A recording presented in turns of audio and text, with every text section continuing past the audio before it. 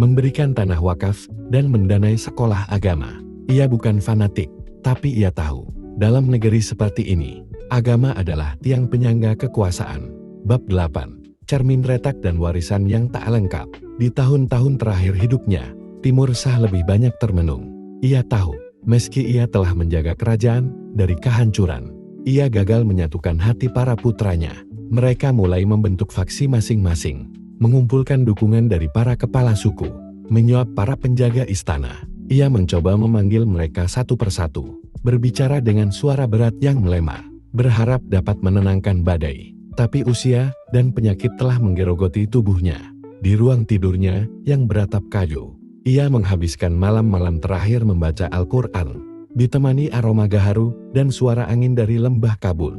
Pada suatu malam musim dingin tahun 1793, Timur Shah Durrani wafat dalam diam. Kabul berkabung. Para ulama membaca doa di masjid-masjid, dan pasukan kerajaan melepaskan tembakan kehormatan ke langit. Namun bahkan sebelum tanah menutupi makamnya, para putranya mulai saling mencurigai. Tahta Durrani yang ia jaga dengan segenap kekuatan mulai goyah. Penutup lanjutan, Hening yang gemuruh.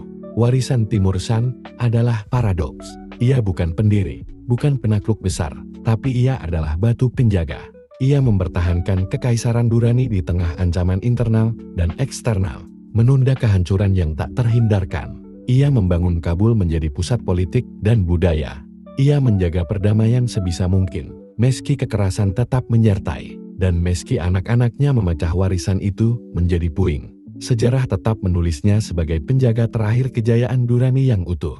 Dalam catatan para penyair Kabul, ada sebuah bait yang sering dikaitkan dengannya. Ia bukan badai, tapi dinding yang menahan badai. Ia bukan obor yang menyala, tapi tangan yang melindungi nyala. Dan ketika ia pergi, malam pun jatuh tanpa suara. Menjadi raja bukanlah soal mahkota di kepala, tapi beban di dada yang tak terlihat orang banyak. Aku lebih takut pada bisik-bisik di dalam istana daripada pekikan musuh di medan perang. Seorang ayah boleh punya 27 anak lelaki, tapi tak satu pun yang rela berbagi tahta. Tanah Afghanistan bisa ditaklukkan, tapi jiwanya hanya bisa digenggam oleh mereka yang mengerti luka sunyinya. Hukum tanpa belas kasih adalah kejam, tapi belas kasih tanpa hukum adalah kelemahan.